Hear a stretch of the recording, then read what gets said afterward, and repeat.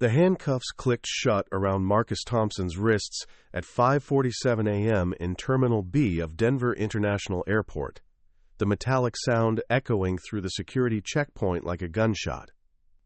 Passengers waiting in the serpentine TSA line turned to stare as two uniformed officers flanked the man in the crisp navy blazer, his government-issued identification card lying scattered on the floor where TSA Supervisor Sarah Mitchell had thrown it moments before. "This is obviously fake," she had declared, her voice carrying across the terminal with the authority of someone who had never been wrong. "Before we jump back in, tell us where you're tuning in from, and if this story touches you, make sure you're subscribed, because tomorrow I've saved something extra special for you. No legitimate ID looks like this." "Sir, you're under arrest for attempting to board an aircraft with fraudulent government documentation." Marcus stood perfectly still, his military bearing intact despite the chaos around him. 20 years of special operations had taught him to remain calm under pressure, but nothing had prepared him for this moment. The ID card on the floor wasn't fake. It was real, classified at a level so far above top secret that most government employees didn't even know it existed. And now, it was about to expose everything. A businessman in an expensive suit leaned toward his companion and whispered loudly enough for others to hear, probably some stolen valor case. "These fake veterans are everywhere now." The comment cut through the air like a blade, and Marcus's jaw tightened almost imperceptibly. He had survived 3 tours in Afghanistan, countless classified missions that would never see the light of day, and operations so sensitive they didn't officially exist. But standing there in handcuffs while civilians questioned his service felt worse than any enemy fire he had ever faced. That's when Agent David Rodriguez of Homeland Security pushed through the crowd, his badge gleaming under the harsh fluorescent lights. He knelt down, carefully picked up the ID card, and studied it with the trained eye of someone who recognized what others could not. His face went pale as he read the classification markings, the special access program designations, and the clearance level that made his own credentials look like a library card. "Release him immediately," Rodriguez commanded, his voice cutting through the murmur of the growing crowd. "This man's identification is not only legitimate, it's classified at a level that requires immediate notification of the Pentagon." The terminal fell silent except for the distant hum of jet engines and the soft beeping of security scanners. Sarah Mitchell's confident expression crumbled as she realized that her routine morning shift had just become a potential national security incident. But it was too late. Someone in the crowd had already started recording, and within minutes, the video would be racing across social media platforms with hashtags that would make Marcus Thompson a household name for all the wrong reasons. Marcus Thompson had woken up that Tuesday morning in his modest 2-bedroom house in Aurora, Colorado, with nothing more pressing on his mind than catching the 8:30 a.m. United flight to Los Angeles. The consulting job with Blackstone Security Solutions was supposed to be routine, a 3-day assessment of corporate security protocols for a tech company expanding into government contracts. After 20 years in Army Special Operations and 2 years in the private sector, these jobs had become his bread and butter, a way to use his skills without the weight of constant deployment. He had followed his usual morning routine with military precision. Up at 4:15 a.m., black coffee and toast, a quick review of his client files, and a final check of his travel documents. The ID card that would later cause such chaos was tucked securely in his wallet, alongside his driver's license and credit cards, looking unremarkable to anyone who didn't know what they were seeing. To Marcus, it was simply another piece of his professional identity, no different from a business card or insurance information. The drive to Denver International Airport took 43 minutes in the pre-dawn darkness, the highway mostly empty except for other early travelers and long-haul truckers. Marcus parked in the economy lot, caught the shuttle to Terminal B, and approached the security checkpoint with the casual confidence of someone who had done this hundreds of times. He placed his laptop in a bin, removed his shoes, and stepped toward the metal detector, expecting nothing more than the usual brief delay and perfunctory questions. TSA Supervisor Sarah Mitchell had been working the morning shift for 6 years, and she prided herself on her ability to spot irregularities. She had caught fake IDs before, usually college students trying to sneak alcohol or identity thieves using stolen credentials. When Marcus placed his identification on the scanner, the system immediately flagged it as unrecognizable, displaying an error message she had never seen before. The card itself looked legitimate enough, with proper holographic security features and government seals, but the numbers and codes meant nothing to her database. "Sir, I need you to step aside," she had said, her tone already shifting from routine professionalism to suspicion. "There seems to be an issue with your identification." Marcus had complied without argument, standing in the designated area while other passengers flowed around him like water around a stone. He watched Mitchell examine his ID under a magnifying glass, frown at her computer screen, and consult with 2 other TSA agents who shook their heads in confusion. The morning rush was building, and the delay was creating a bottleneck that drew increasingly irritated looks from travelers checking their watches and phone screens. "This doesn't match anything in our system," Mitchell announced, her voice now carrying an edge of authority that suggested she had made up her mind. "The format is wrong. The classification codes don't exist in our database, and frankly, it looks like something someone made on a home computer." Marcus had tried to explain, keeping his voice calm and respectful. "Ma'am, that's a special access program identification. It's not going to be in your standard database. If you could just contact your supervisor or call the number on the back of the card, they can verify my clearance level." But Sarah Mitchell was beyond listening to explanations. In her experience, people with fake documents always had elaborate stories to justify their deception. The more complex the explanation, the more likely it was fraudulent. She had already decided that Marcus Thompson was attempting to board an aircraft using falsified government credentials, and nothing he could say would change her mind. "Sir, I'm placing you under arrest," she had declared, signaling to airport security. "You have the right to remain silent. Anything you say can and will be used against you in a court of law." Preparing and narrating this story took us a lot of time, so if you are enjoying it, subscribe to our channel. It means a lot to us. Now back to the story. The handcuffs had followed moments later, along with the growing crowd of onlookers and the business travelers cutting comment about stolen valor. Marcus felt the familiar weight of injustice settling on his shoulders, the same feeling he had experienced in classified briefings when politicians made decisions based on incomplete information, or when media reports painted military operations in ways that bore no resemblance to reality. But this was different. This was personal, and it was happening in front of dozens of civilians who would go home that night believing they had witnessed the arrest of a fraud. Agent David Rodriguez had been conducting a routine security sweep of the airport when his radio crackled with news of the incident.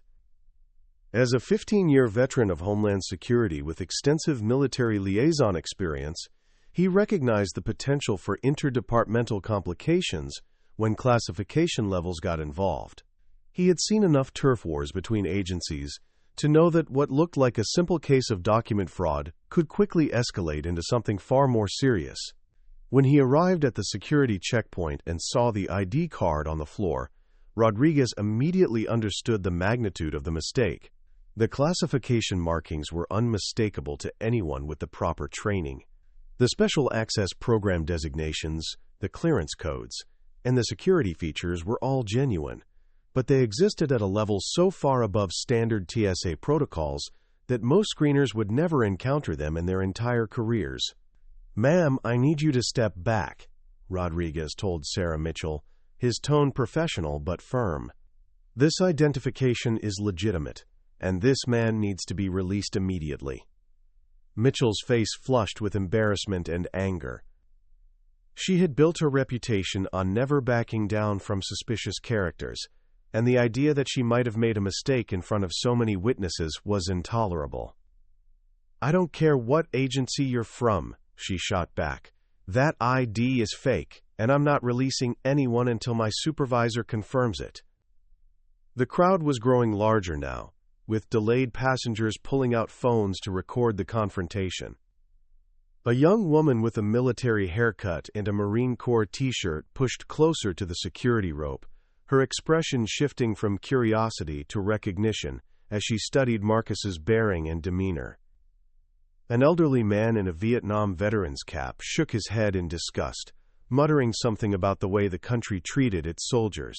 Rodriguez pulled out his phone and dialed a number that connected him directly to the Pentagon's Office of Security Review. The conversation was brief and conducted in codes that meant nothing to the civilians listening, but Marcus caught enough fragments to know that wheels were already turning in Washington. Someone was checking databases, making calls, and trying to figure out how a man with his level of clearance had ended up in handcuffs at a commercial airport. The answer, when it came, would expose a web of bureaucratic failures, interdepartmental rivalries, and classification systems so complex that even the people tasked with maintaining them sometimes lost track of what existed and what didn't. Marcus Thompson's morning flight to Los Angeles would become the least of his concerns, as his arrest triggered a chain reaction that would eventually reach the highest levels of government and force uncomfortable questions about the very nature of national security in the modern age.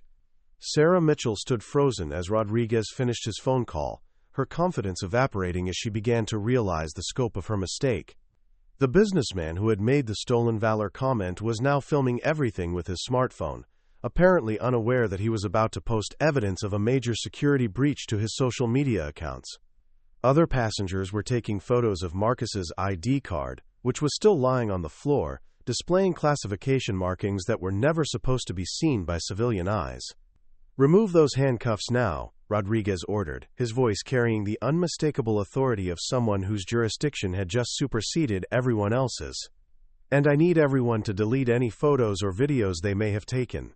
This is now a matter of national security." But it was already too late for damage control. The video of Marcus's arrest was already spreading across Twitter, Facebook, and Instagram, tagged with phrases like "veteran humiliated by TSA" and "fake military ID arrest at DIA." News outlets would pick up the story within hours, and by evening Marcus Thompson's face would be on television screens across the country, usually accompanied by speculation about stolen valor and document fraud. The irony was not lost on Marcus as the handcuffs came off and feeling returned to his wrists. He had spent 2 decades protecting classified information, maintaining operational security, and ensuring that sensitive intelligence never fell into the wrong hands. Now, through no fault of his own, his identification had been photographed by dozens of strangers and broadcast across the internet for anyone to see. The very system he had served with distinction had failed him in the most public way possible. Rodriguez escorted Marcus to a private security office while airport police worked to disperse the crowd, and TSA agents attempted to restore normal operations to the checkpoint. The damage, however, was already spreading far beyond Terminal B of Denver International Airport. In Washington, phones were ringing in offices that rarely received calls about routine security incidents. In Colorado Springs, military personnel were being briefed on a potential compromise of special access program materials. And in corporate boardrooms across the defense industry, executives were beginning to worry about what other secrets might be exposed if this story continued to grow. Marcus sat in the windowless security office, still processing what had just happened to him. 24 hours earlier, he had been an anonymous private security consultant living quietly in suburban Colorado. Now he was at the center of a national security incident that he had never wanted and couldn't have prevented. The ID card that had caused all this trouble was back in his wallet, but the questions it had raised were just beginning to surface. Agent Rodriguez returned with 2 cups of coffee and a grim expression.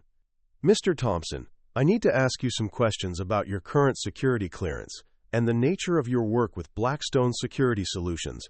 We also need to discuss the possibility that this incident may have compromised ongoing operations."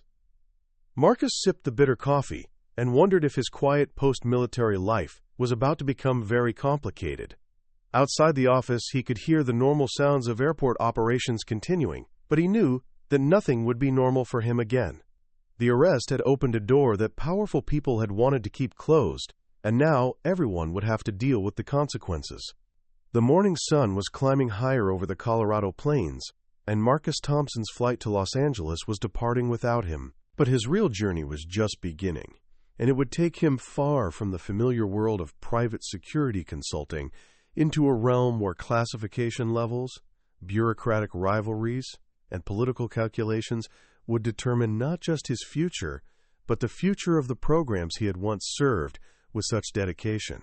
As Rodriguez opened his notebook and prepared to begin the questioning, Marcus realized that his arrest at the security checkpoint had been only the opening move in a much larger game.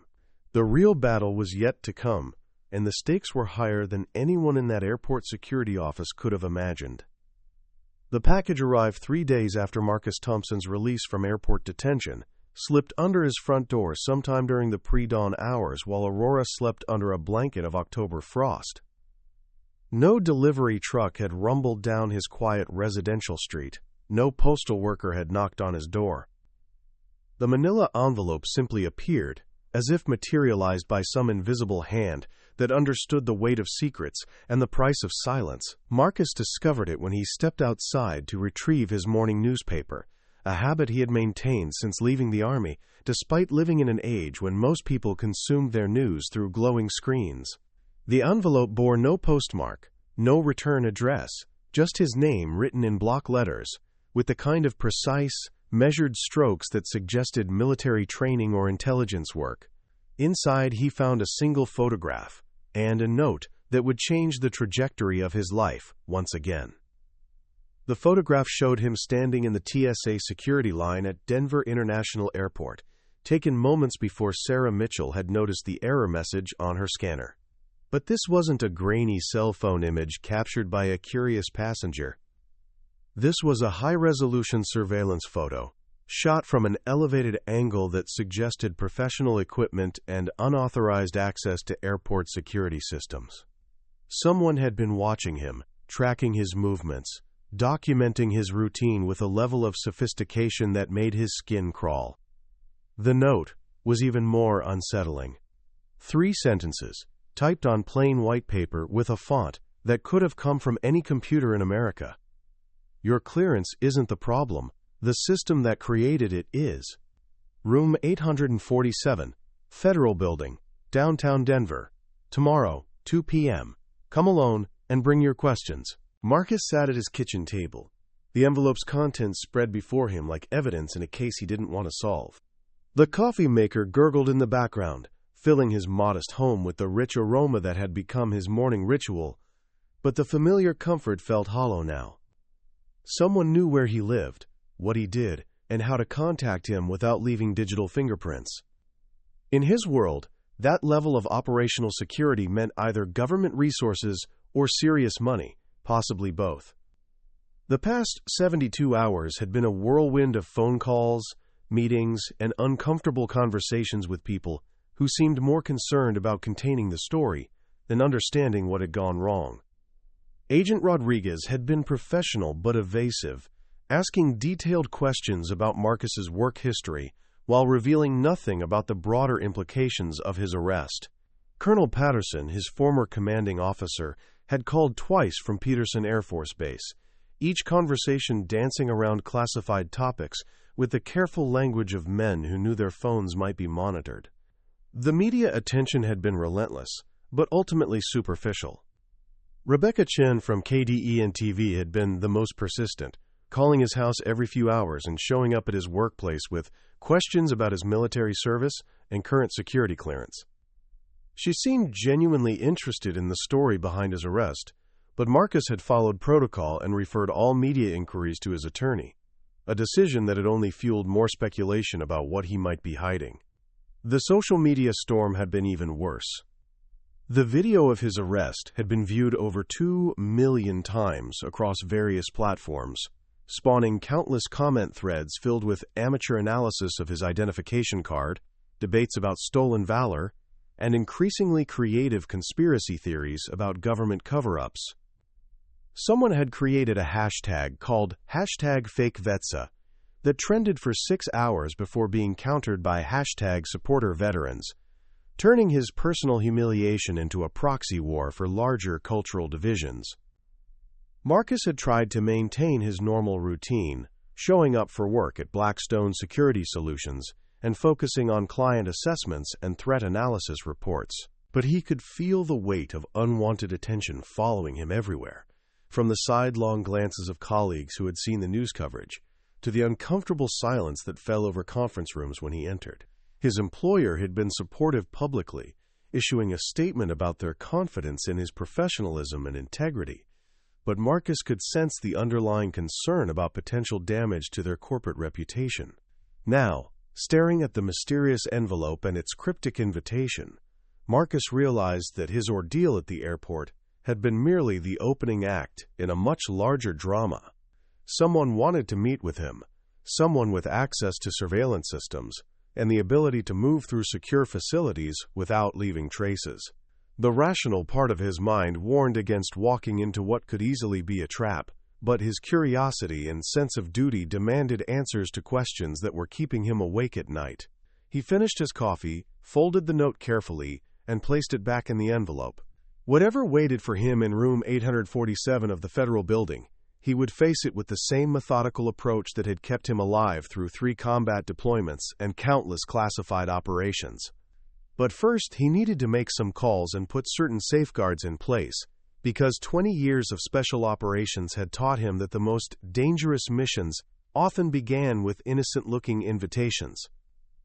The federal building in downtown Denver was a fortress of glass and steel that housed dozens of government agencies, from the FBI to the Internal Revenue Service. Marcus arrived 15 minutes early, a habit ingrained by military training and reinforced by years of high-stakes meetings, where punctuality could mean the difference between mission success and catastrophic failure. He had dressed carefully for the occasion, choosing a dark suit and conservative tie that projected professionalism while concealing the ceramic body armor he wore beneath his shirt, a precaution that felt both paranoid and prudent given the circumstances. Security in the building lobby was thorough but routine, the kind of metal detectors and X-ray machines that had become standard in government facilities since September 11th. Marcus presented his driver's license to the guard, signed the visitor log, and received a temporary badge that would grant him access to the 8th floor. He noticed that room 847 wasn't listed on the building directory, an omission that suggested either administrative oversight or deliberate obfuscation. The elevator rose smoothly through floors marked with agency names and departmental abbreviations, carrying Marcus toward a meeting that could provide answers or create even more dangerous questions. He had spent the morning researching the building's tenant list, cross-referencing office numbers with public records and organizational charts, but room 847 remained a mystery. Whatever agency or organization operated from that space, they maintained a remarkably low profile. The 8th floor corridor was typical government institutional design, with beige walls, fluorescent lighting, and the kind of industrial carpeting that could survive decades of foot traffic without showing wear. Room numbers progressed in logical sequence until Marcus reached 847, where he found a door marked only with the room number and a small placard that read, "Authorized personnel only." He knocked twice, waited for a response, and then tried the handle when none came. The door opened to reveal a small conference room with a single occupant, a woman in her early 50s wearing a charcoal gray suit and the kind of neutral expression that revealed nothing about her thoughts or intentions. She gestured to the chair across from her without rising, her movements economical and precise, in a way that suggested either law enforcement or intelligence training. A manila folder sat on the table between them, thick enough to contain substantial documentation but thin enough to fit in a briefcase or diplomatic pouch. "Mr. Thompson, thank you for coming," she said, her voice carrying the slight rasp of someone who had spent years in smoky briefing rooms and late-night strategy sessions. "My name is Dr. Angela Foster, and I work for an office that doesn't appear on organization charts or budget documents. We need to discuss what happened to you at the airport, and more importantly, what it means for several ongoing operations that the public will never know about." Marcus took the offered seat, his eyes automatically scanning the room for security cameras, listening devices, and potential exit routes. The conference room was windowless and sterile, with white walls that could conceal recording equipment and a ventilation system that hummed just loudly enough to mask quiet conversation. Dr. Foster opened the manila folder and withdrew a photograph that made Marcus's blood run cold. It was an image of his military identification card, the one that had caused such chaos at the TSA checkpoint. But this version showed details that had been obscured in all the media coverage. The classification markings were clearly visible, along with access codes and program designations that could compromise ongoing intelligence operations if they fell into the wrong hands. Someone had enhanced the airport surveillance footage, sharpened the image resolution, and extracted information that was never supposed to be seen by unauthorized personnel. This photograph has been circulating through certain channels since your arrest, Dr. Foster explained, sliding the image across the table. People with substantial resources and questionable loyalties have been analyzing every visible detail, trying to reverse engineer information about programs that don't officially exist. Your public humiliation at the airport has created a national security problem that extends far beyond personal embarrassment or bureaucratic incompetence. Marcus studied the enhanced photograph, noting details that he hadn't realized were visible in the original video. The lighting angle had been perfect for revealing the holographic security features, and someone with sophisticated image processing capabilities had extracted classification codes that could provide roadmaps to sensitive programs. His worst fears about the airport incident were being confirmed in real time. The TSA supervisor who arrested you, Sarah Mitchell, received 3 phone calls before your flight was scheduled to depart, Dr. Foster continued, withdrawing additional documents from her folder. All 3 calls came from numbers that trace back to shell companies with connections to foreign intelligence services. Someone wanted you stopped, detained, and publicly humiliated. Your arrest wasn't a bureaucratic mistake. It was a deliberate operation designed to expose information that took decades to protect. The implications hit Marcus like a physical blow. His morning routine, his travel plans, his very predictability had been weaponized against the programs he had once served. Someone had known about his flight to Los Angeles, anticipated his route through airport security, and arranged for his identification to be scrutinized in a way that would create maximum exposure. Video that had humiliated him personally had also compromised national security on a scale that he was only beginning to understand. Dr. Foster opened another section of her folder, revealing surveillance photographs taken at various locations around Denver over the past several months. Marcus appeared in each image, going about his daily routine of work, shopping, and recreation, unaware that his movements were being documented with professional precision.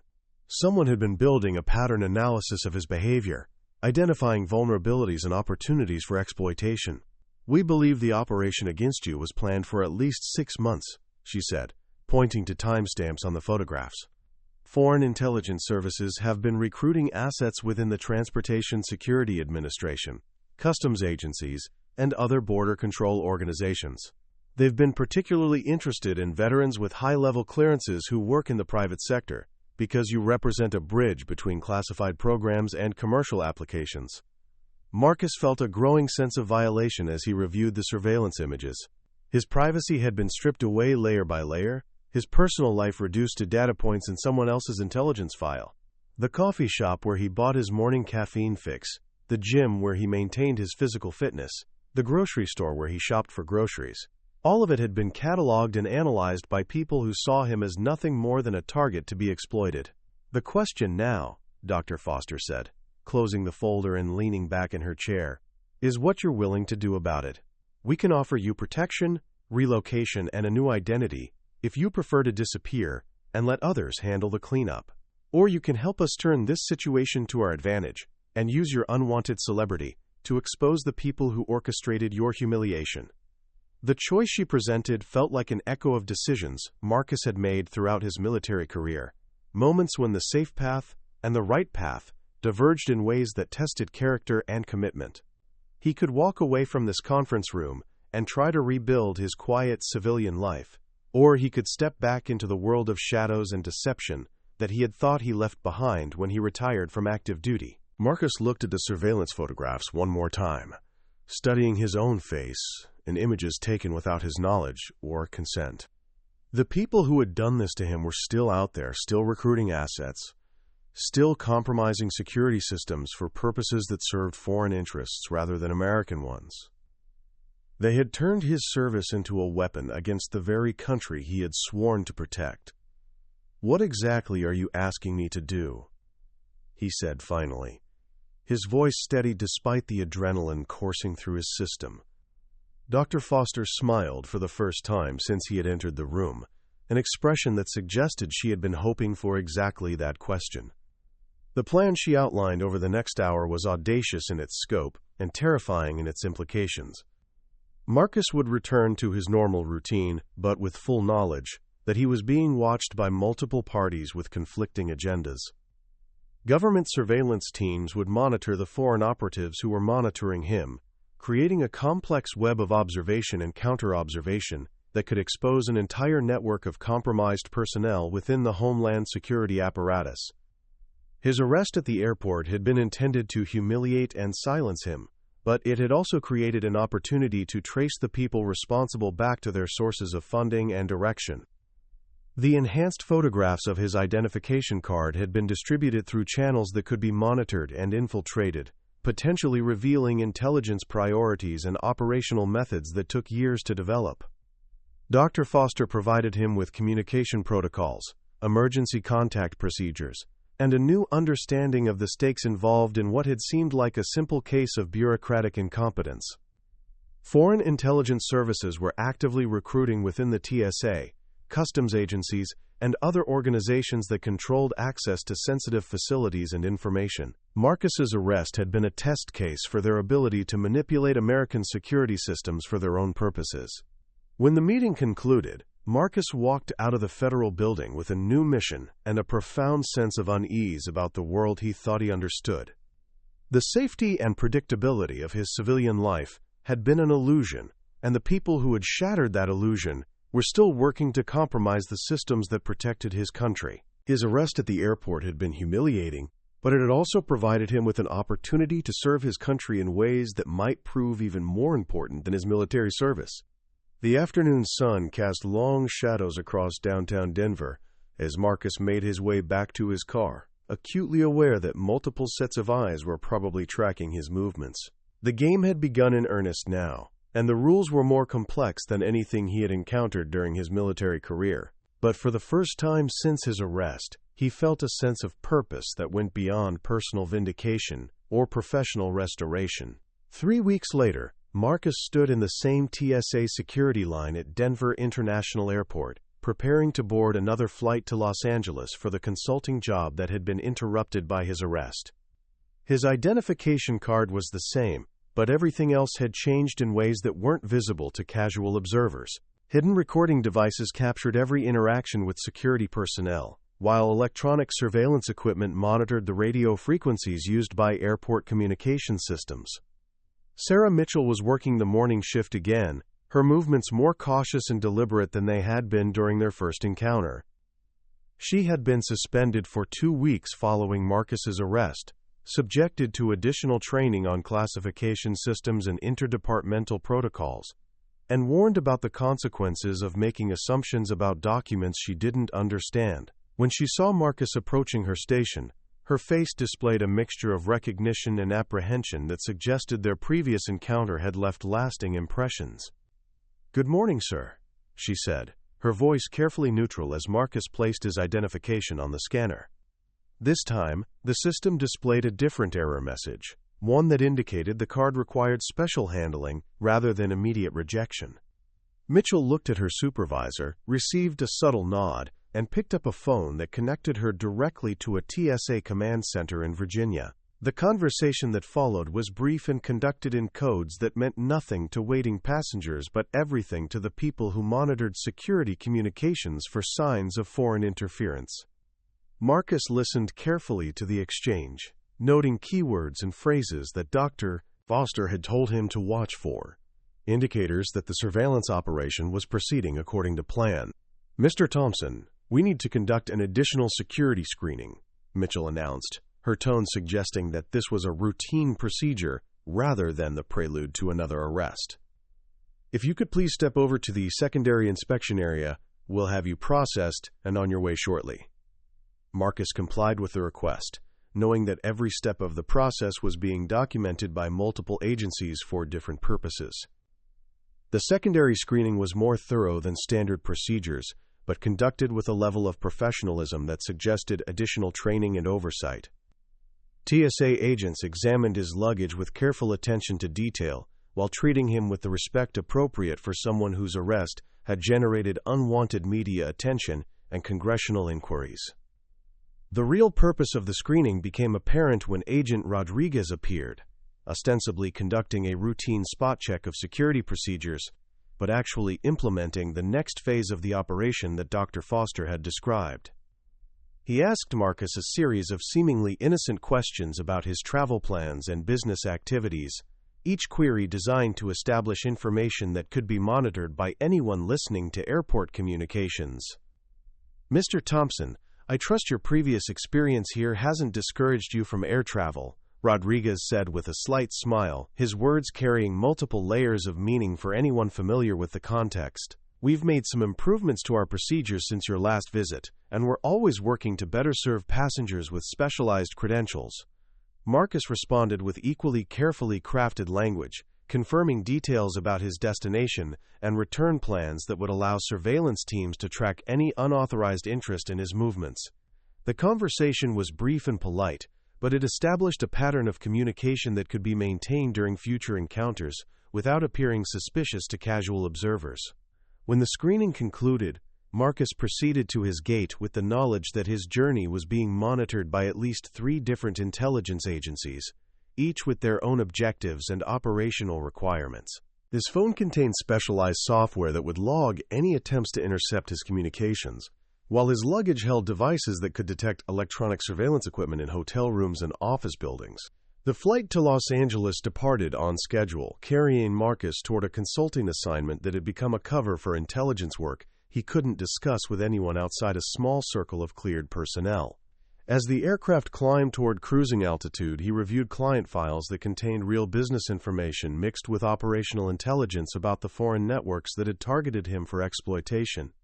Below him, Colorado faded into a patchwork of brown and green squares, while ahead lay a city where the line between legitimate business and intelligence work became increasingly blurred.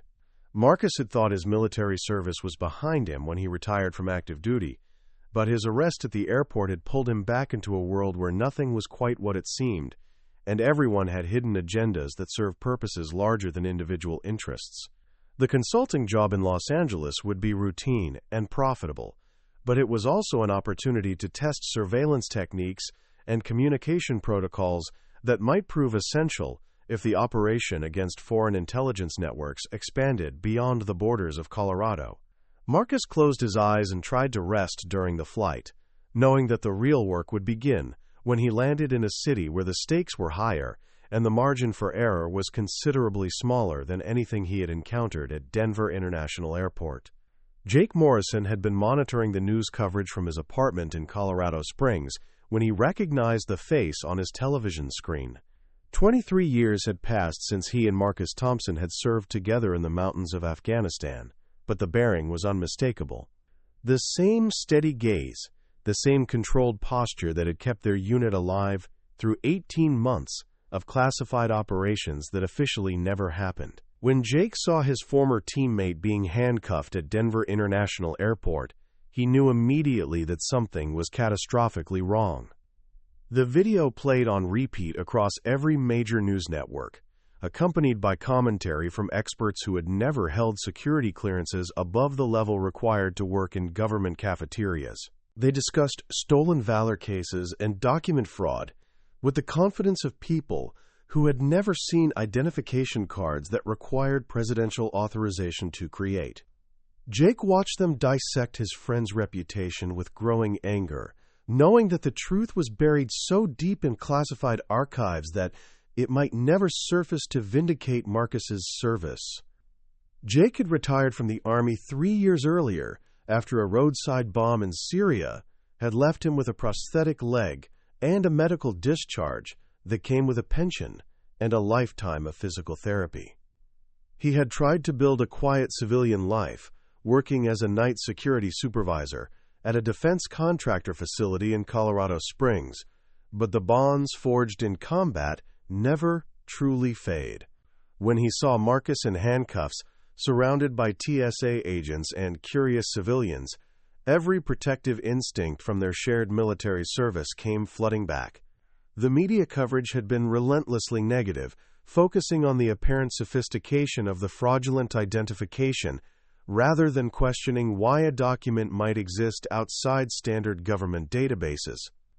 Talk radio hosts had turned Marcus into a symbol of everything wrong with modern veterans, suggesting that combat stress had driven him to create elaborate fantasies about classified missions and special access programs. The irony was painful for Jake, who remembered operations where Marcus had saved civilian lives at considerable risk to himself and their entire unit. Jake had tried calling Marcus's house repeatedly, but the phone went straight to voicemail every time. He had driven past the address listed in public records, only to find news vans camped outside and reporters ambushing anyone who approached the property. The media circus had made normal contact impossible, forcing Jake to consider more creative approaches to reaching his former teammate. If Marcus was in trouble, he would need support from people who understood the world they had both inhabited during their military service. The breakthrough came during Jake's shift at the defense contractor facility, when he overheard a conversation between two intelligence analysts discussing the airport incident. They spoke in the careful language of people with active security clearances, using euphemisms and code words that civilian reporters would never recognize. But Jake caught enough fragments to understand that Marcus's arrest had triggered concerns at levels far above routine document fraud investigations. One of the analysts mentioned that certain classification systems had been compromised by the public exposure of Marcus's identification card, requiring immediate reviews of ongoing operations and potential changes to security protocols. The other expressed concern about foreign intelligence services analyzing the airport surveillance footage for information about American special access programs. Their conversation confirmed Jake's suspicion that his former teammate had become collateral damage in something much larger than bureaucratic incompetence. Jake made his decision during the early morning hours of his shift, when the facility was quiet, except for the hum of computer servers and the occasional patrol by uniformed security guards. He accessed his workstation and composed a carefully worded email to an address he had memorized but never used, a contact point for veterans who found themselves in situations where normal support channels were inadequate or compromised. The message was brief and seemingly innocuous, but it contained keywords that would identify him as someone with legitimate concerns about national security implications. The response came within 6 hours, directing Jake to a coffee shop in downtown Denver, where he would meet someone who could provide assistance. The location was public enough to discourage hostile surveillance, but private enough to allow sensitive conversation. Jake requested a personal day from his supervisor, citing family emergency, and made the drive north to Denver with a sense of purpose he hadn't felt since leaving active duty. The coffee shop was a generic franchise location near the University of Colorado campus, filled with students typing on laptops and professionals conducting informal business meetings. Jake arrived 15 minutes early and selected a corner table that provided clear sightlines to all entrances, while keeping his back to a solid wall. The operational security habits developed during decades of military service never completely faded, even in civilian settings that seemed completely benign. Dr. Angela Foster approached his table at exactly the appointed time, carrying a large coffee and a briefcase that looked expensive enough to belong to a successful attorney or corporate executive. She introduced herself with a firm handshake and the kind of direct eye contact that suggested either law enforcement training or significant experience in high-stakes negotiations. Jake recognized the type immediately, someone who worked in the shadowy spaces between official agencies and unofficial operations. "Mr. Morrison, thank you for reaching out to us," she said, settling into the chair across from him and opening her briefcase with practiced efficiency. Your former teammate has found himself in a situation that requires assistance from people who understand the complexities of classified programs and foreign intelligence operations. We believe you may be uniquely positioned to help us resolve this matter in a way that serves everyone's interests. Dr. Foster withdrew a photograph that showed Marcus walking through the corridors of the federal building in downtown Denver, apparently unaware that his movements were being documented by professional surveillance equipment. The image quality was exceptional, suggesting either government resources or corporate espionage capabilities that operated at levels far above routine private investigation work. Jake studied the photograph with growing concern about the scope of whatever operation had ensnared his former teammate. Marcus has agreed to assist us in identifying the people who orchestrated his arrest, Dr. Foster explained, producing additional surveillance images that showed unfamiliar faces in various locations around Denver. Foreign intelligence services have been recruiting assets within the Transportation Security Administration and other border control agencies. They used Marcus's predictable travel patterns to test their ability to manipulate American security systems for their own purposes. The revelation hit Jake like a physical blow. Marcus hadn't been the victim of bureaucratic incompetence or overzealous security screening. He had been deliberately targeted by foreign operatives who saw his high-level security clearance as an opportunity to gather intelligence about classified American programs.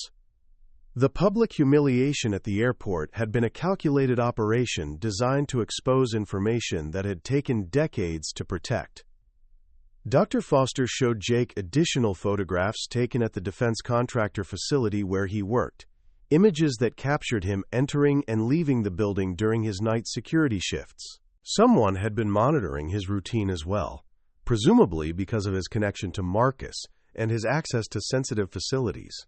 The scope of the surveillance operation was becoming clear, and it extended far beyond a single incident at Denver International Airport. We need someone with your background and current position to help us trace the network that targeted Marcus, she continued, opening a file folder that contained detailed information about Jake's military service and civilian employment.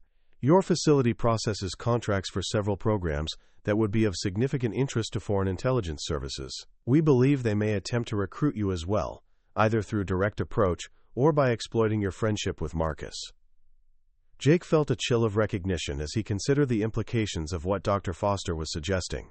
His night security job had seemed routine and peaceful after years of combat operations, but he was realizing that the facility he protected housed information and technology that made it a target for espionage operations.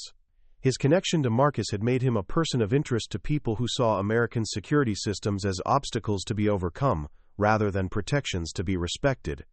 The conversation continued for over an hour, with Dr. Foster outlining a complex operation that would use both Marcus and Jake as bait to expose the foreign network that had orchestrated the airport incident. The plan required Jake to maintain his normal routine while monitoring for signs of surveillance or attempted recruitment, documenting any unusual contacts or suspicious behavior from colleagues and visitors to his facility. Jake agreed to participate, partly from loyalty to his former teammate and partly from a sense of duty that had never diminished despite his retirement from active military service. The people who had targeted Marcus were also threatening the security systems that protected American interests around the world. If he could help expose their operations and prevent future compromises, the risk to his own safety seemed like an acceptable trade-off.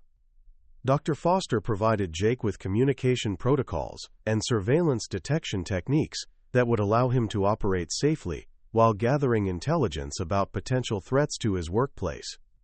She also gave him a secure phone that could transmit encrypted messages and receive emergency alerts if the situation became dangerous. The device looked like a standard smartphone, but contained capabilities that could save his life if the operation went wrong. When their meeting concluded, Jake drove back to Colorado Springs with a new understanding of the stakes involved in what had seemed like a simple case of airport security gone wrong. Foreign intelligence services were actively working to compromise American security systems, and they had demonstrated their ability to manipulate bureaucratic procedures for their own purposes. Marcus's arrest had been a test case, but it was also an opportunity to strike back against people who saw American vulnerabilities as opportunities to be exploited. Jake returned to work that evening with heightened awareness of everyone who entered and left the defense contractor facility. Colleagues who had seemed completely trustworthy now required more careful observation, while visitors and delivery personnel became potential threats that needed to be assessed and documented. The comfortable routine of his security job had become an intelligence-gathering operation that could expose networks of foreign operatives working within American institutions. The first sign of unusual activity came during Jake's second week of enhanced surveillance, when a new employee arrived to work in the facility's information technology department. The man introduced himself as David Chen, recently hired from a previous position with a government contractor in Virginia. His credentials and background check appeared routine, but something about his questions and behavior patterns triggered Jake's suspicion about potential intelligence gathering. Chen showed excessive interest in the facility's computer networks and security protocols, asking detailed questions about access procedures and backup systems that seemed beyond the scope of his assigned responsibilities. He also displayed knowledge of classified programs and military terminology that suggested either previous government service or extensive briefing by people with access to sensitive information. Jake began documenting these conversations and reporting them through the secure communication channels that Dr. Foster had provided. The surveillance operation expanded over the following weeks, as Jake identified several other individuals whose behavior suggested coordination with outside organizations. A cleaning service employee who spent unusual amounts of time near computer terminals, a maintenance contractor who seemed overly interested in communication equipment, and a cafeteria worker who asked probing questions about employee schedules and security procedures.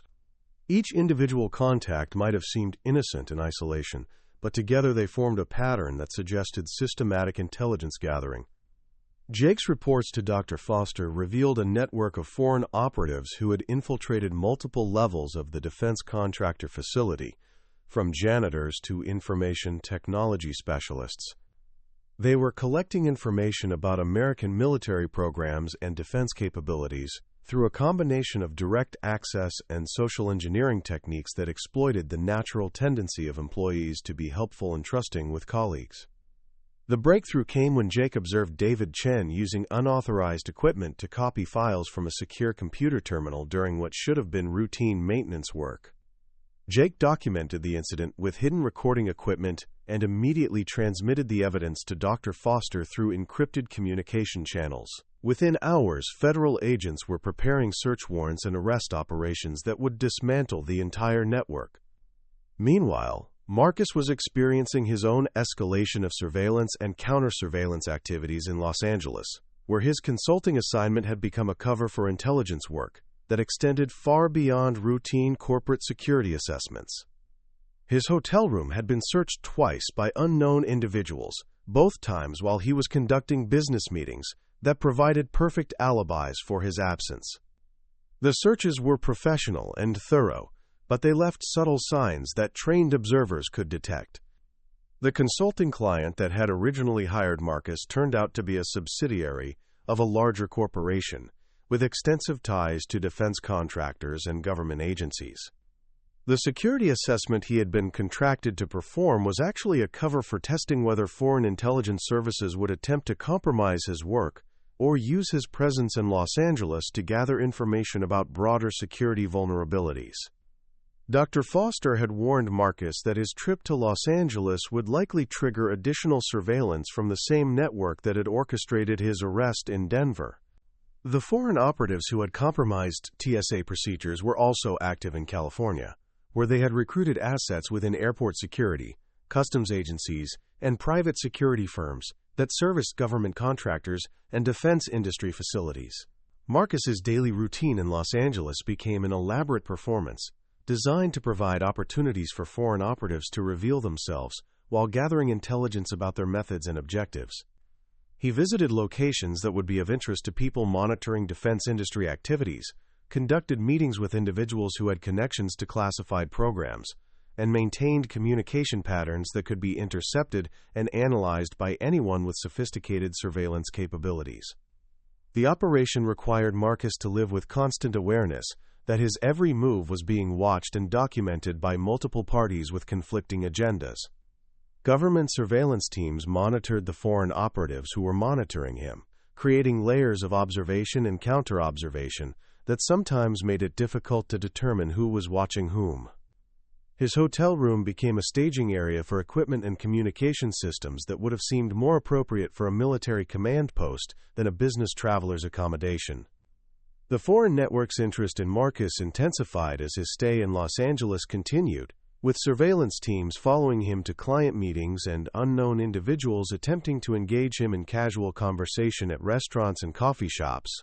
Each contact was potentially significant, requiring careful analysis to determine whether it represented genuine curiosity, professional networking, or deliberate intelligence gathering by trained operatives.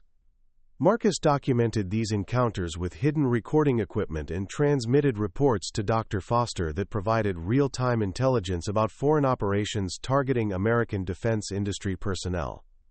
The information he gathered was being used to map networks of compromised individuals and identify vulnerabilities in security systems that protected sensitive government programs and private sector research and development activities. The coordination between Marcus's activities in Los Angeles and Jake's surveillance work in Colorado Springs began to reveal the scope of the foreign intelligence operation that had targeted them both. The network extended across multiple states and involved dozens of individuals who had been recruited or compromised over a period of several years. The airport incident that had seemed like an isolated case of bureaucratic incompetence was actually part of a systematic campaign to penetrate American security systems and gather intelligence about classified programs. Dr. Foster coordinated the intelligence gathered by both Marcus and Jake, using their reports to build cases against foreign operatives and their American accomplices.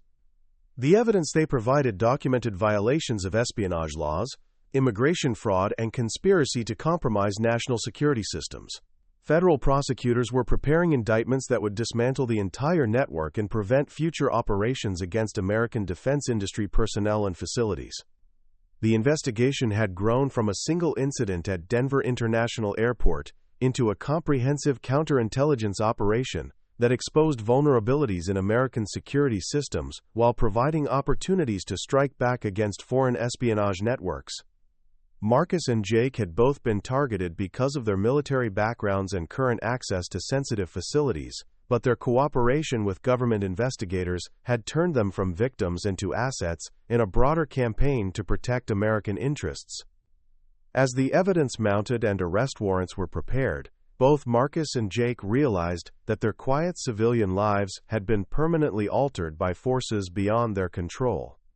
The foreign intelligence services that had targeted them were still operating, still recruiting assets, and still working to compromise American security systems for purposes that served hostile interests rather than American ones. Their participation in the counterintelligence operation had made them permanent targets, but it had also given them an opportunity to serve their country in ways that might prove even more important than their military service. The next phase of the operation would require them to maintain their cover identities, while federal agents moved to arrest the foreign operatives and their accomplices. The timing would be critical, because premature action could allow key figures to escape, while delayed action could result in the compromise of additional security systems and the loss of intelligence about foreign capabilities and intentions. Marcus and Jake had become central figures in an operation that would determine whether American security systems could adapt to evolving threats or remain vulnerable to the kind of systematic penetration that had made Marcus's arrest possible in the first place. The Senate Committee on Homeland Security convened at 8 o'clock on a Tuesday morning in November, the marble corridors of the Hart Senate Office Building echoing with the footsteps of staffers carrying briefing folders and journalists clutching recording equipment. Senator Patricia Walsh of Colorado had called the emergency hearing after classified briefings revealed the scope of foreign penetration into American transportation security systems.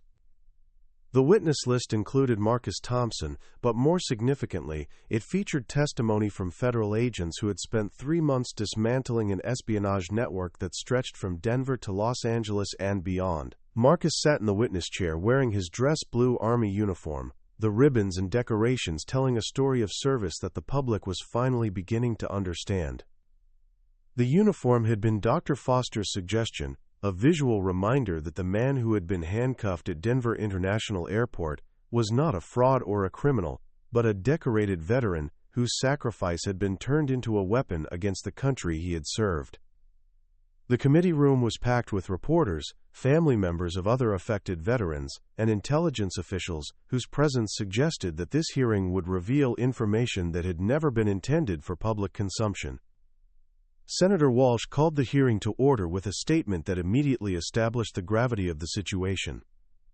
"We are here today to examine a coordinated foreign intelligence operation that penetrated multiple levels of our Homeland Security apparatus," she began, her voice carrying the weight of someone who had reviewed classified materials that painted a disturbing picture of American vulnerabilities.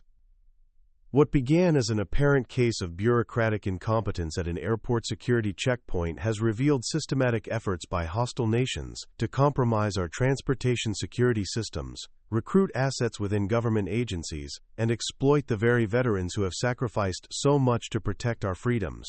The first witness was Agent David Rodriguez from Homeland Security, who presented a timeline of the foreign intelligence operation that had targeted Marcus and dozens of other veterans with high-level security clearances. His testimony revealed that foreign operatives had spent years identifying veterans who worked in the private sector, mapping their travel patterns, and developing strategies to exploit their interactions with government security systems for intelligence-gathering purposes. Rodriguez displayed satellite images and surveillance photographs that showed the extent of the monitoring operation, including pictures of Marcus's house, Jake's workplace in Colorado Springs, and multiple other locations where veterans with classified backgrounds had been subjected to systematic observation. The Foreign Intelligence Services had built detailed profiles of their targets, identifying vulnerabilities and opportunities for exploitation that extended far beyond simple document fraud or identity theft. The operation against Mr. Thompson was not an isolated incident, Rodriguez testified, referring to classified documents that outlined similar cases across multiple states. "We have identified at least 47 veterans who were subjected to various forms of harassment, surveillance, and attempted recruitment by the same network. The airport arrest was intended to serve multiple purposes, including intelligence gathering, psychological warfare against American veterans, and testing the responsiveness of our security systems to foreign manipulation." The committee members asked detailed questions about the recruitment methods used by foreign operatives, the extent of their penetration into TSA and other agencies, and the measures being taken to prevent future compromises. Rodriguez's answers painted a picture of sophisticated intelligence operations that had exploited gaps between different government agencies and the natural tendency of security personnel to follow procedures without questioning their broader implications. Senator Walsh then called Marcus to testify, asking him to describe his experience from the perspective of someone who had been transformed from victim to participant in a counterintelligence operation. Marcus spoke without notes, his voice steady and clear as he recounted the events that had begun with a routine flight to Los Angeles and escalated into a months-long investigation that exposed vulnerabilities in American security systems. "I served my country for 20 years in uniform," Marcus began, looking directly at the committee members rather than the cameras that were broadcasting his testimony across the nation. "When I retired, I thought my service was complete. I never imagined that my military record would make me a target for foreign intelligence services, or that my arrest at an airport would expose weaknesses in the very systems I had helped to protect during my active duty career." Marcus described the psychological impact of being publicly humiliated while serving as an unwitting asset in a foreign intelligence operation, the invasion of privacy that came with constant surveillance, and the dangerous work of gathering evidence against the people who had targeted him. His testimony provided a human face to the dry intelligence reports and classified documents that committee members had reviewed in preparation for the hearing. "The people who orchestrated my arrest were not interested in document fraud or airline security," Marcus continued, his words carrying the weight of someone who had seen the evidence firsthand. "They wanted to test their ability to manipulate American government employees, gather intelligence about classified programs, and demonstrate that they could strike at American veterans with impunity. My handcuffs at Denver International Airport were intended to send a message that no one who had served this country was beyond their reach." The committee heard additional testimony from Jake Morrison, who described the foreign penetration of the defense contractor facility where he worked and the systematic efforts to recruit assets within the American defense industry. His evidence included recordings of conversations with suspected foreign operatives, photographs of unauthorized activities within secure facilities, and documentation of attempts to compromise computer systems that contained information about classified military programs. Jake's testimony revealed that the foreign intelligence operation had been far more extensive than initially realized, with networks of compromised individuals working within government agencies, private contractors, and academic institutions that conducted research for the Department of Defense. The airport incident involving Marcus had been just one component of a broader campaign to penetrate American security systems and gather intelligence about military capabilities and strategic intentions. Dr. Angela Foster testified from behind a screen that concealed her identity, her voice electronically altered to protect her continued work in counterintelligence operations. She provided committee members with classified briefings about the scope of foreign intelligence activities targeting American veterans and the measures being taken to protect individuals who might be vulnerable to recruitment or exploitation. The operation that targeted Mr. Thompson and Mr. Morrison represents a new phase in foreign intelligence activities against the United States, Dr. Foster testified, her distorted voice lending an otherworldly quality to information that was already difficult to process. Traditional espionage focused on recruiting individuals with access to classified information. This campaign targeted the classification systems themselves, attempting to manipulate bureaucratic procedures to expose information that was never intended for foreign consumption.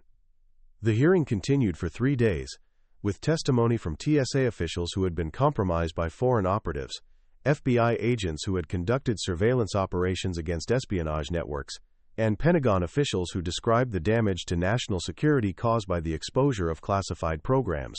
The picture that emerged was of a sustained foreign intelligence campaign that had exploited American openness and bureaucratic procedures to gather information and recruit assets on a scale that had never been previously detected.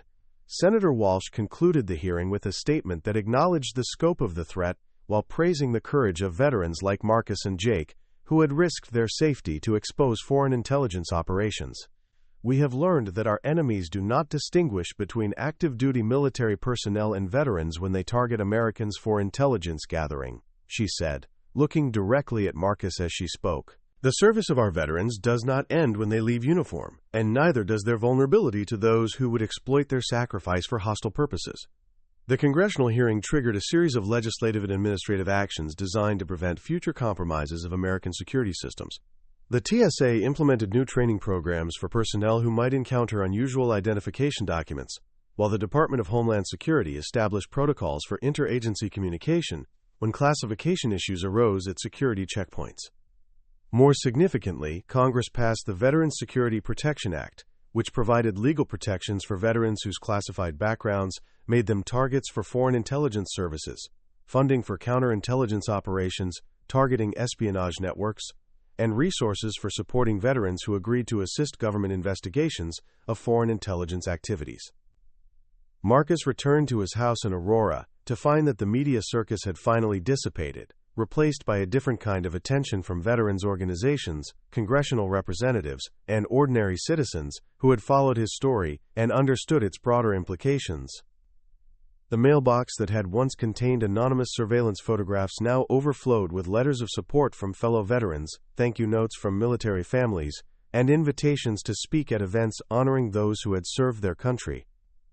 The consulting job with Blackstone Security Solutions had evolved into a permanent position as Director of Counterintelligence Operations, a role that allowed Marcus to use his experience with foreign intelligence operations to help other companies protect themselves against espionage activities. His arrest at Denver International Airport had destroyed his quiet civilian life, but it had also provided him with a new mission that served his country in ways he had never anticipated. Jake Morrison received a similar offer from the defense contractor, where he had worked as a night security supervisor, promoted to Director of Facility Security, with responsibilities that included training other veterans to recognize and report suspicious activities that might indicate foreign intelligence operations. This prosthetic leg had limited his options for returning to active military service, But his work in exposing the espionage network had proven that his contributions to national security were far from finished. The foreign operatives who had orchestrated Marcus's arrest were arrested in coordinated raids across multiple states, their communications intercepted, and their financial resources traced back to intelligence services in countries that maintained hostile relationships with the United States. Several American citizens who had been recruited as assets were also arrested, facing charges that included espionage, conspiracy, and violations of laws governing the protection of classified information. The trials that followed provided additional public education about the extent of foreign intelligence operations targeting American veterans and defense industry personnel. Prosecutors presented evidence of systematic efforts to compromise transportation security systems, recruit assets within government agencies, and exploit the classification systems that protected sensitive military information. David Chen, the information technology specialist who had infiltrated Jake's workplace, pleaded guilty to espionage charges in exchange for cooperation with ongoing investigations of foreign intelligence networks. His testimony revealed the sophisticated methods used by foreign operatives to identify potential targets, develop recruitment strategies, and exploit bureaucratic procedures for intelligence-gathering purposes. Sarah Mitchell, the TSA supervisor whose arrest of Marcus had triggered the broader investigation, was cleared of any wrongdoing after extensive background checks confirmed that her actions had been the result of inadequate training rather than foreign influence. She received additional education about classification systems and special access programs, becoming an advocate for better preparation of security personnel who might encounter unusual government documents. The enhanced training programs implemented by the TSA following the congressional hearing prevented dozens of similar incidents involving veterans with high-level security clearances, while the improved communication protocols between agencies ensured that classification issues were resolved through proper channels rather than public arrests that could compromise national security. Marcus was invited to speak at military installations, veterans organizations, and security conferences about his experience with foreign intelligence operations and the ongoing threats facing American veterans in civilian life. His presentations combined personal narrative with professional analysis, helping audiences understand both the human cost of espionage activities and the sophisticated methods used by foreign intelligence services to exploit American vulnerabilities. During one such presentation at the Air Force Academy in Colorado Springs, Marcus stood before an audience of cadets who would soon graduate into military careers that might make them targets for the same kind of operations he had experienced. His message was both a warning and an inspiration, encouraging them to remain vigilant without becoming paranoid, and to understand that their service to their country would continue long after they left uniform. The people who targeted me saw my military service as a weakness to be exploited rather than a strength to be respected, Marcus told the cadets, his voice carrying across the auditorium with the authority of someone who had learned hard lessons about the price of freedom.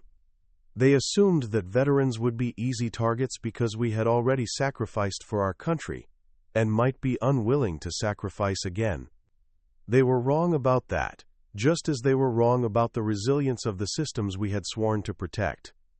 The cadets listened with the intensity of young people who understood that they were being prepared for a world where the lines between military and civilian service were increasingly blurred, where foreign enemies would target them not just during their active duty careers but throughout their lives. Marcus's story provided them with a framework for understanding these threats, while inspiring them to meet challenges with the same courage and dedication that had defined his response to an unexpected ordeal. Jake Morrison addressed similar audiences at veterans organizations and defense industry conferences, sharing his experience with workplace espionage and the importance of maintaining security awareness in civilian employment. His message emphasized that veterans brought valuable skills to the private sector, but they also brought vulnerabilities that foreign intelligence services were eager to exploit for their own purposes. My military service gave me the training to recognize and respond to threats against American security, Jake explained to an audience of defense contractor employees in Denver. But it also made me a target for people who saw my access to sensitive facilities as an opportunity to gather intelligence about American military capabilities. The price of freedom includes constant vigilance, not just during military service, but throughout our lives as Americans. The success of the counterintelligence operation that had grown from Marcus's airport arrest led to the establishment of a permanent task force dedicated to protecting veterans from foreign intelligence operations. The Veterans Counterintelligence Initiative combined resources from multiple government agencies with support from private organizations that employed veterans in sensitive positions.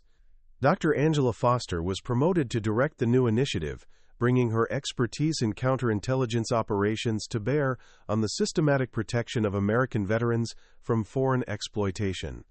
Her work expanded beyond reactive investigations to proactive education and prevention programs that helped veterans understand the ongoing risks they faced and the resources available to protect them. The task force developed training materials for veterans entering civilian employment, background investigation procedures for companies hiring personnel with military experience, and communication protocols for reporting suspicious activities that might indicate foreign intelligence operations. The comprehensive approach addressed both the vulnerabilities that made veterans attractive targets and the strengths that made them valuable assets in counterintelligence work. Marcus and Jake both served as advisors to the Veterans Counterintelligence Initiative, providing insights from their personal experience with foreign intelligence operations and their professional expertise in security and defense matters. Their involvement ensured that the initiative remained grounded in practical reality rather than abstract theory, addressing the real challenges faced by veterans in civilian life. The legacy of Marcus's arrest at Denver International Airport extended far beyond the individual case that had triggered congressional hearings and legislative action. The incident had exposed systematic vulnerabilities in American security systems while demonstrating the resilience and patriotism of veterans who refused to be intimidated by foreign intelligence operations. Years later, when Marcus walked through the same security checkpoint at Denver International Airport, TSA personnel recognized him not as the man who had been arrested for carrying a fake identification card, but as the veteran whose courage had exposed foreign intelligence operations and led to improvements in American security systems. The recognition was quiet and professional, but it represented a fundamental shift in understanding about the ongoing service of American veterans and the threats they continued to face. The identification card that had caused such controversy was eventually declassified and put on display at the National Museum of American History, accompanied by an exhibit about foreign intelligence operations and the role of veterans in protecting national security. The display included photographs from Marcus's arrest, congressional testimony transcripts, and artifacts from the counterintelligence operation that had dismantled the espionage network. Visitors to the museum could read about the sophisticated methods used by foreign intelligence services to target American veterans, the bureaucratic failures that had made such operations possible, and the courage of individuals who had risked their safety to expose threats to national security. The exhibit served as both a warning about ongoing vulnerabilities and an inspiration about the capacity of ordinary Americans to meet extraordinary challenges. Marcus continued his work in counterintelligence operations, traveling around the world to help American companies and government agencies protect themselves against foreign espionage activities. His expertise was sought by organizations that needed to understand how foreign intelligence services operated and how American vulnerabilities could be exploited by hostile nations. Jake Morrison advanced to become Regional Security Director for a major defense contractor, overseeing security operations at facilities across the Rocky Mountain region. His experience with foreign penetration of American defense facilities made him a valuable resource for companies that needed to protect sensitive information and technology from espionage operations. Both men understood that their encounter with foreign intelligence operations had changed their lives permanently, transforming them from quiet civilian professionals into public figures whose experience served as a warning and inspiration for other American veterans. The arrest that had begun as a humiliating mistake had become the foundation for a new kind of service to their country. The foreign intelligence services that had targeted them continued to operate, developing new methods and identifying new vulnerabilities in American security systems. But the counterintelligence capabilities that had grown from their experience provided ongoing protection for veterans and defense industry personnel who might otherwise have become victims of espionage operations. Marcus often reflected on the irony that his most important service to his country had come not during his military career, but in the aftermath of his retirement, when foreign enemies had tried to exploit his record of sacrifice for their own purposes. The handcuffs at Denver International Airport had been intended to humiliate and silence him, but they had instead provided him with a platform to serve his country in ways he had never imagined. The story of his arrest had become a teaching tool for security professionals, intelligence analysts, and military personnel who needed to understand the evolving nature of threats to American national security. His experience demonstrated that the price of freedom included not just the sacrifice of those who served in uniform, but the ongoing vigilance of all Americans who understood that foreign enemies would never stop seeking ways to exploit American strengths for hostile purposes. As Marcus prepared for another consulting assignment that would take him to Europe to advise NATO allies about counterintelligence operations, he thought about the letter that had started his involvement in the operation against foreign intelligence networks.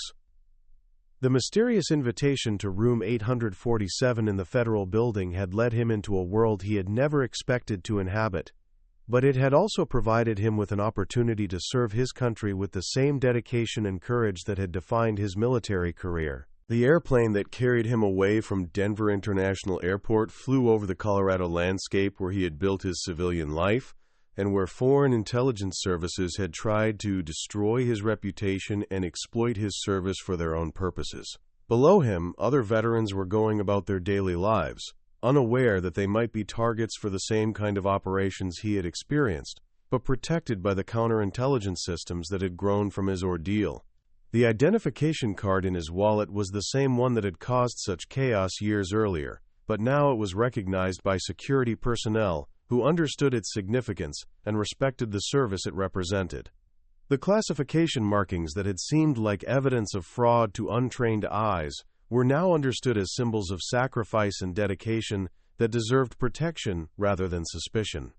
Marcus settled back in his airline seat and closed his eyes, knowing that the real work of protecting American security was never finished, and that the price of freedom included constant vigilance by those who understood the value of what they were protecting.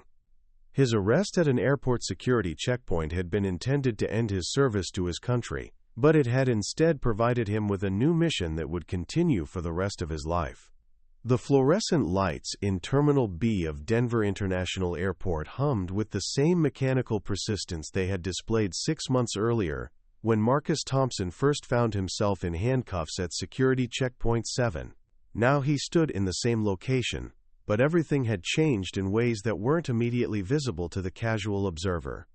The morning rush of passengers moved around him, with the usual urgency of air travelers focused on departure times and gate assignments, unaware that they were witnessing the culmination of an operation that had exposed foreign intelligence networks and reformed American security systems.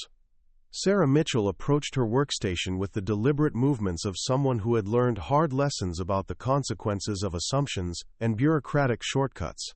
She had completed 3 months of intensive training on classification systems, interagency protocols, and the subtle indicators that distinguished legitimate special access program credentials from sophisticated forgeries. Her supervisor's badge now carried additional certifications that reflected her expanded responsibilities and her role in preventing the kind of incident that had once made her the unwitting accomplice of foreign intelligence operatives. Marcus presented his identification with the same quiet confidence he had displayed during his original arrest, but now the card was accompanied by supplementary documentation that would prevent any confusion about his clearance level or the legitimacy of his credentials. The enhanced security protocols implemented after the congressional hearings required multiple verification steps for any identification that triggered database anomalies, ensuring that classification issues were resolved through proper channels rather than public confrontations.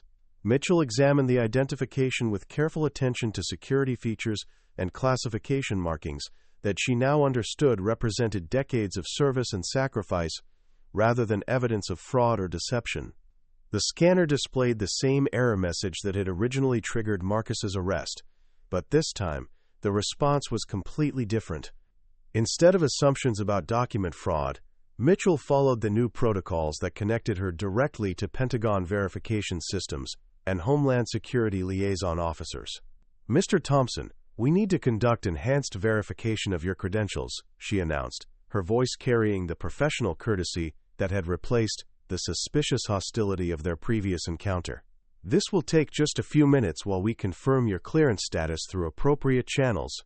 If you could please step over to the secure verification area, we'll have you processed and cleared for travel shortly." Marcus complied with the request, knowing that every step of the process was being monitored by multiple agencies for different purposes. The verification area was a new addition to the security checkpoint, a private space where passengers with unusual credentials could be processed without exposing sensitive information to public view or unauthorized recording. The enhanced protocols were designed to protect both national security interests and the privacy of individuals whose service had made them targets for foreign intelligence operations. Agent David Rodriguez appeared within minutes, his arrival coordinated through communication systems that had been upgraded to prevent the kind of interagency confusion that had originally contributed to Marcus's public arrest. Rodriguez carried a tablet computer that displayed real-time verification information from Pentagon databases, Homeland Security records, and other classified systems that confirmed Marcus's identity and clearance status without requiring extended delays or additional bureaucratic procedures. "Good morning, Mr. Thompson," Rodriguez said with a slight smile that acknowledged their shared history while maintaining the professional demeanor required by their current roles. "Your credentials have been verified and cleared for travel. We appreciate your patience with the enhanced security procedures, and we want to ensure that your travel experience reflects the respect and courtesy that your service has earned." The verification process was completed within 10 minutes, a dramatic improvement over the hours of detention and public humiliation that had characterized Marcus's original arrest. The new protocols had been tested extensively during the months following the congressional hearings, with hundreds of veterans and defense industry personnel passing through security checkpoints without incident or unnecessary delays. The system worked because it had been designed by people who understood both the legitimate security requirements of transportation systems and the unique challenges faced by individuals with classified backgrounds. Marcus proceeded to his departure gate with the knowledge that his experience had contributed to reforms that would protect other veterans from similar ordeals. The public arrest that had once seemed like the end of his quiet civilian life had become the catalyst for systematic improvements in how American security systems treated the men and women who had sacrificed to protect them. His humiliation had been transformed into a legacy of positive change that would benefit countless others. The flight to Los Angeles departed on schedule, carrying Marcus toward another consulting assignment that would test the counterintelligence skills he had developed during his cooperation with federal investigators. His work with Blackstone Security Solutions had evolved into a specialized practice focused on helping defense contractors and government agencies protect themselves against foreign espionage operations. His arrest at Denver International Airport had destroyed his anonymity, but it had also provided him with expertise that was increasingly valuable in a world where foreign intelligence services viewed American veterans as strategic targets. During the flight, Marcus reviewed client files that contained information about suspected foreign penetration of American technology companies, defense contractors, and research institutions. The intelligence gathered from the network that had targeted him was being used to identify and neutralize similar operations across the country, protecting American innovation and military capabilities from systematic theft by hostile nations. His personal ordeal had contributed to a broader understanding of foreign intelligence methods and American vulnerabilities. The consulting assignment in Los Angeles involved a technology company that had developed advanced encryption systems for military communications networks. Foreign intelligence services had attempted to recruit employees, with access to the company's research and development activities, using sophisticated social engineering techniques and financial incentives to compromise individuals who worked on classified projects. Marcus's role was to assess the company's security procedures and recommend improvements that would prevent successful espionage operations. The company's headquarters occupied a modern office complex in Marina del Rey, with floor-to-ceiling windows that offered spectacular views of the Pacific Ocean, while creating significant security challenges for protecting sensitive information from electronic surveillance. Marcus spent his first day conducting interviews with employees who had been approached by suspected foreign operatives, documenting recruitment methods, and identifying patterns that could be used to train other defense industry personnel about espionage threats. The employees who had been targeted described encounters that followed predictable patterns, beginning with casual social interactions that gradually evolved into more focused attempts to gather information about classified projects and security procedures. Foreign operatives had posed as potential business partners, academic researchers, and even romantic interests in their efforts to develop relationships that could be exploited for intelligence-gathering purposes. The sophistication of their approaches reflected extensive preparation and significant financial resources. Marcus's interviews revealed that the company had been under systematic surveillance for over 2 years, with foreign intelligence services mapping employee routines, identifying personal vulnerabilities, and developing recruitment strategies tailored to individual targets. The operation showed striking similarities to the network that had targeted Marcus himself, suggesting that the same organizations were conducting similar campaigns against multiple American companies and institutions.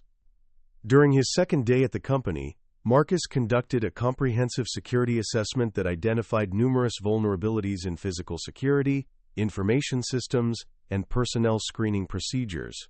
The company's rapid growth had outpaced its security infrastructure, creating gaps that foreign intelligence services had attempted to exploit through various means. His recommendations included enhanced background investigations for employees with access to classified information, improved facility security measures, and comprehensive training programs about foreign intelligence threats.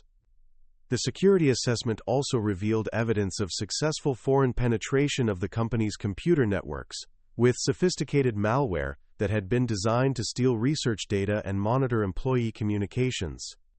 The malware showed characteristics that intelligence analysts associated with state-sponsored cyber espionage operations, confirming that the company had been targeted by foreign intelligence services rather than common criminals or corporate competitors. Marcus coordinated with FBI cybercrime specialists and Defense Security Service investigators to document the extent of the network penetration and identify the specific information that had been compromised. The investigation revealed that foreign operatives had stolen research data worth millions of dollars, along with classified information about military communications systems that could be used to develop countermeasures against American technology. The evidence gathered during the investigation was used to support federal indictments against foreign intelligence operatives and their American accomplices, adding to the growing body of legal cases against espionage networks that targeted American defense industry personnel. The prosecution of these cases sent clear messages to foreign intelligence services that their operations against American companies would face serious legal consequences and systematic counterintelligence responses. Marcus's work at the technology company extended beyond security assessment to include training programs for employees who might be targeted by foreign intelligence operations. His presentations combined personal experience with professional analysis, helping audiences understand the sophisticated methods used by hostile nations to recruit American citizens and steal sensitive information. The training was well received by employees who had previously been unaware of the extent to which foreign intelligence services targeted American companies. During one training session, a young software engineer raised her hand to ask about the psychological impact of being targeted by foreign intelligence operations. Her question reflected concerns that many employees shared about the personal consequences of working on projects that attracted hostile attention from foreign governments. Marcus's response drew on his own experience with surveillance, intimidation, and the violation of privacy that came with being targeted by professional intelligence operatives. The people who target American defense workers see us as obstacles to be overcome, rather than human beings with families and personal lives, Marcus explained, his voice carrying the authority of someone who had experienced these threats firsthand. They will exploit our patriotism, our professional dedication, and our personal relationships in their efforts to steal information that belongs to the American people. The best defense against these operations is awareness training and the knowledge that you are not alone in facing these challenges. The training session concluded with the distribution of contact information for government agencies that provided support to defense industry personnel who might be approached by foreign intelligence operatives. The resources included hotlines for reporting suspicious contacts, guidance for protecting personal information, and assistance for employees who found themselves under pressure from hostile intelligence services. Marcus's week in Los Angeles concluded with a comprehensive briefing for company executives about the foreign intelligence threats their organization faced and the measures that could be implemented to protect their employees and intellectual property. The briefing included classified information about foreign intelligence capabilities and intentions that was not available to the general public, providing company leadership with the strategic context they needed to make informed decisions about security investments and risk management. The company's chief executive officer expressed gratitude for Marcus's work and requested ongoing consultation services to help implement the security improvements he had recommended. The relationship would continue for years, with Marcus providing expertise about evolving foreign intelligence threats and helping the company adapt its security measures to meet changing challenges.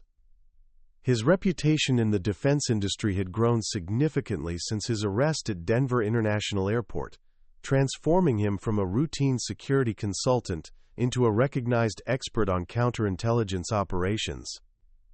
The flight back to Denver provided Marcus with time to reflect on the changes that had occurred in his life since that morning when TSA Supervisor Sarah Mitchell had accused him of carrying fraudulent identification. The arrest that had seemed like a career-ending disaster had actually opened doors to opportunities he had never imagined, allowing him to serve his country in ways that were more important than his previous military service. His work with companies like the Los Angeles technology firm was contributing to a broader effort to protect American innovation and military capabilities from systematic theft by foreign intelligence services.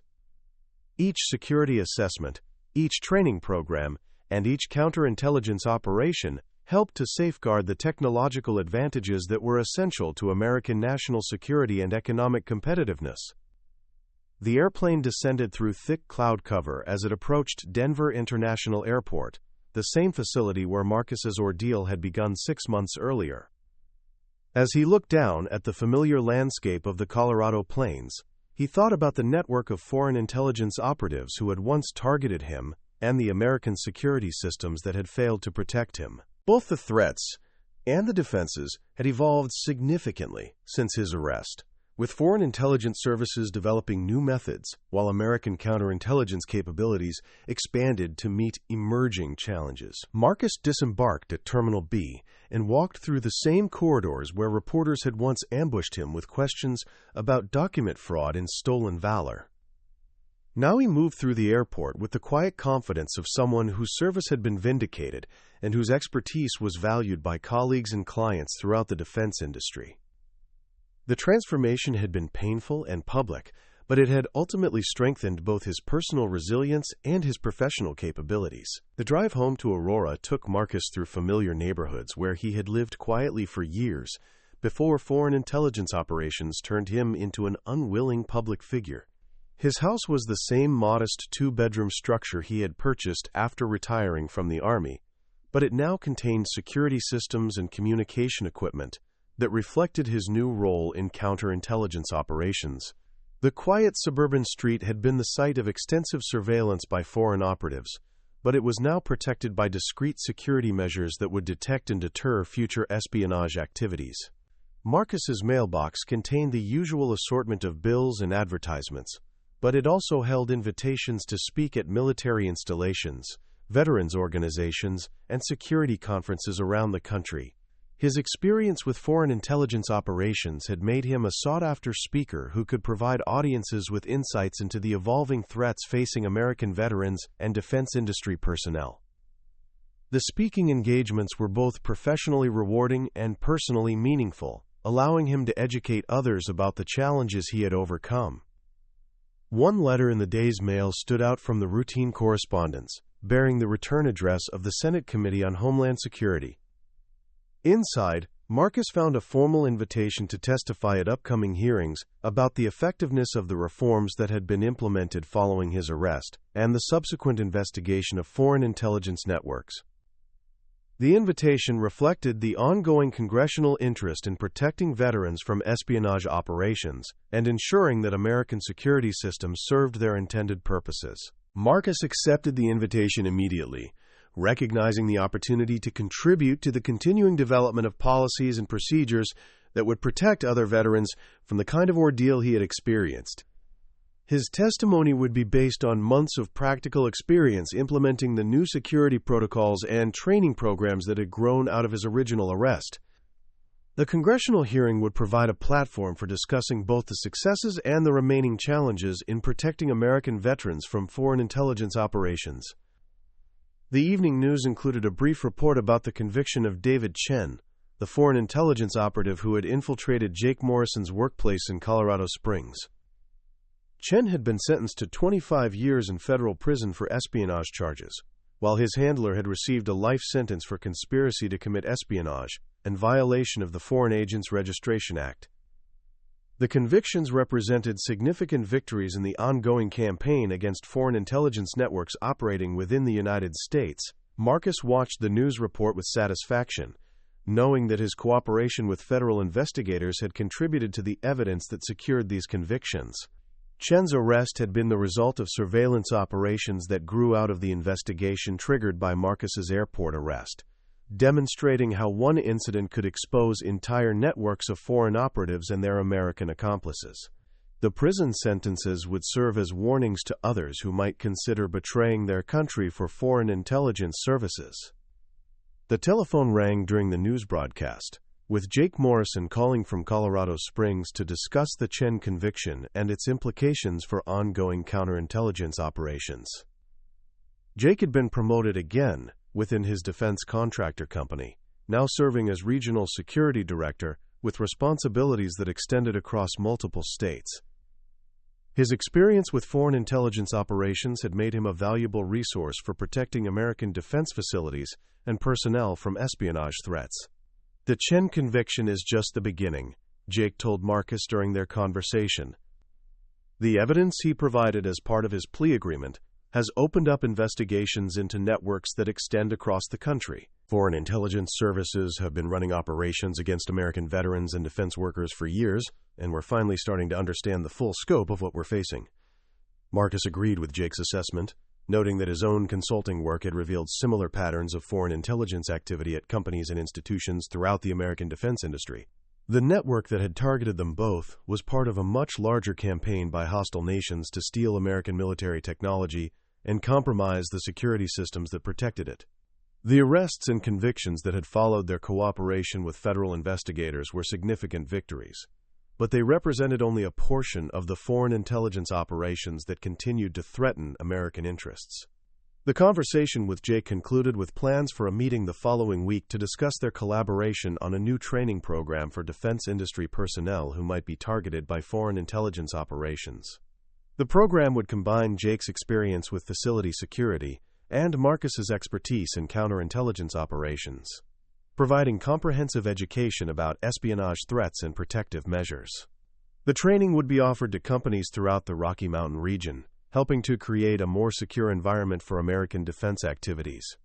Marcus spent the remainder of the evening reviewing materials for his upcoming congressional testimony, focusing on the practical implementation of the security reforms that had been enacted following his arrest.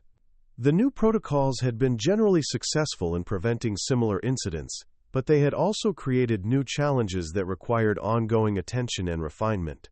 His testimony would provide lawmakers with the practical perspective they needed to continue improving the systems that protected American veterans and defense industry personnel. The preparation for congressional testimony reminded Marcus of the intelligence briefings he had attended during his military career, when classified information required careful presentation to decision-makers who needed to understand complex threats and strategic implications. His experience with foreign intelligence operations had provided him with insights that could help lawmakers make informed decisions about national security policies and resource allocation priorities. As Marcus prepared for bed in his Aurora home, he reflected on the extraordinary journey that had begun with a routine flight to Los Angeles and evolved into a career in counterintelligence operations. The arrest that had seemed like a humiliating end to his quiet civilian life had actually been the beginning of a new chapter of service to his country. The foreign intelligence operatives who had targeted him had intended to exploit his military background for their own purposes, but they had instead provided him with opportunities to protect other veterans and defend American interests in ways he had never imagined. The identification card that had caused such controversy 6 months earlier was now safely stored in his wallet, its classification markings finally understood and respected by the security personnel who encountered it during his travels. The card represented more than just his individual service record. It symbolized the ongoing commitment of American veterans to protect the country they had sworn to defend, even after their formal military service had ended. Marcus turned off the lights in his house and settled into bed, knowing that the morning would bring new challenges and opportunities in the continuing battle against foreign intelligence operations targeting American interests. The quiet suburban street outside his window was no longer under surveillance by hostile foreign operatives, but it remained part of a nation that faced persistent threats from adversaries who viewed American strengths as weaknesses to be exploited. The work of protecting American security was never finished, and the price of freedom included constant vigilance by those who understood the value of what they were protecting. Marcus's arrest at Denver International Airport had been intended to silence and intimidate him, but it had instead provided him with a platform to serve his country with renewed purpose and dedication. The handcuffs that had once symbolized his humiliation had become the foundation for a new kind of service that would continue for the rest of his life.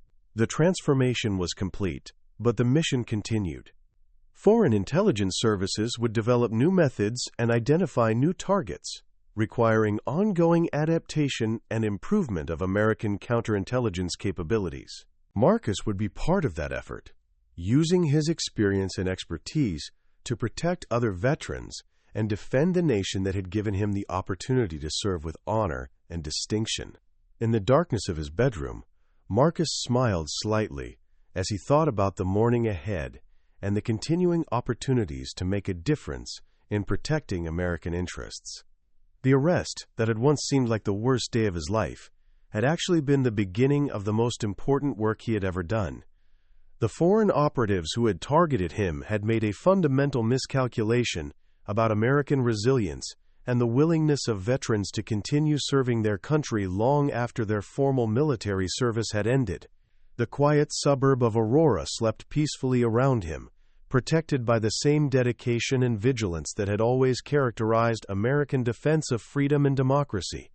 Marcus's house was part of a community that remained free because people like him were willing to sacrifice comfort and anonymity to protect the values and institutions that made such communities possible. His arrest had been intended to weaken American security, but it had instead strengthened the systems and people who defended it. The morning would bring new challenges and opportunities, but it would also bring the satisfaction of meaningful work in service of causes larger than individual interests. Marcus had found his purpose again, and it would sustain him through whatever trials and triumphs lay ahead in the continuing battle for American security and freedom. Up next, you've got 2 more standout stories right on your screen. If this one hit the mark, you won't want to pass these up. Just click and check them out.